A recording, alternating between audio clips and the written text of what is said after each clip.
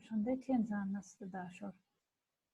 Sot në lëndën e gjuhës shqipe, në temë gjuha, kemi të bëjmë me njësinë mësimore përdorimi i shkronjës së madhe. Nxënësi duhet të njihet, njëherë duhet të kuptoj përdorimin e shkronjës së madhe, të dalloj përdorimin e shkronjës së madhe në tekst, përmes shembujve të dallon, ose se ku duhet përdorur shkronja e madhe dhe eventualisht shenja fiksimi. Njëherë në fillim lexojmë një tekst me vëmendje. Të gjithë thonë se nuk njohin asnjë plak me të moshëm si dyshi Arianës. Sa herë që vinë në shtëpinë e saj, krenohen me shëndetin e tij. Njerëzit nuk mund të ndahen nga dyshi Arianës. Sa e pyet se sa vjet i ka, mbushur se sa herë ka qenë në mjek. Dyshi plak qesh. Atëherë, atë botër i duhet vetëm një dhëmb i gjatë që i varet nga një anë e gojës. Plaku qesh dhe rruf mallin e gjerë. Nuk më kujtohet, nuk e di, sa kam qenë ndonjëherë te mjeku. Në tekstin e ndan, nxënës me shkronjë të madhe janë të shkruar fjalët. Ariana, pra, që është emër i përveçëm. Pra, emrat e përveçëm shkruhen me shkronjë të madhe. Tjetër. Sa herë që kemi, pra në fillim të fjalës, dhe fjala e parë pas pikës, pra, pas pikës gjithmonë shkruhen me shkronjë të madhe. Tjetër, njerëzit e hasim në tekst, e kemi në rresht 3, pra kryeresht, fillon rresht i ri.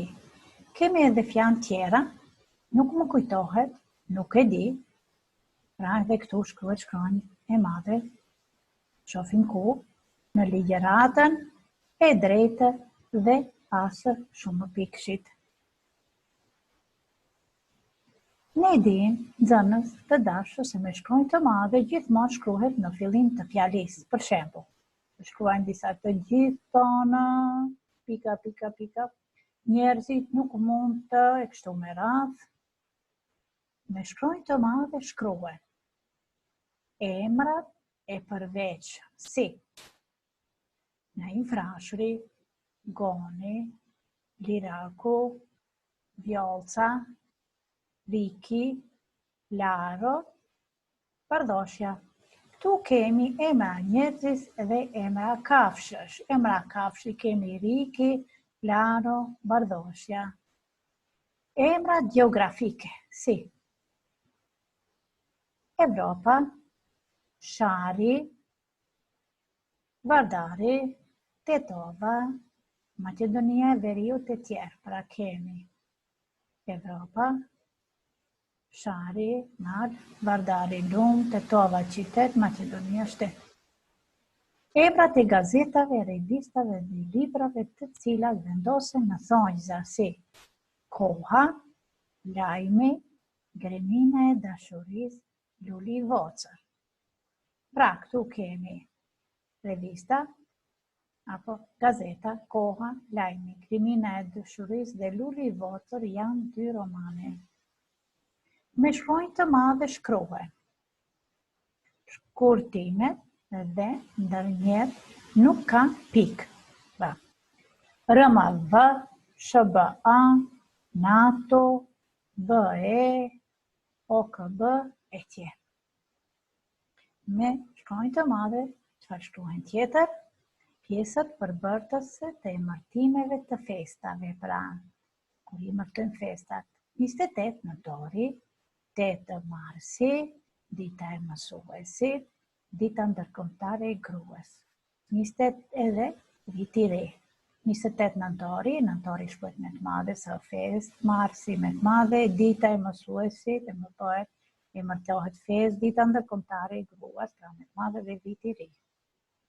Në shembull dhe i nedhan, të tregojmë se ku shkruhet me shkronjë të madhe dhe bëjmë fiksimin. Pra këtu do bëjmë ushtrime. Të shohim, kemi dhënë fjali dhe ku duhet shkruar me shkronjë të madhe dhe çfarë shenjë e pikësimit. Urime 8 marsi në. Me të madhe, shohim këtu shkruhet 8 të e madhe, m e madhe, në fund kemi pikë.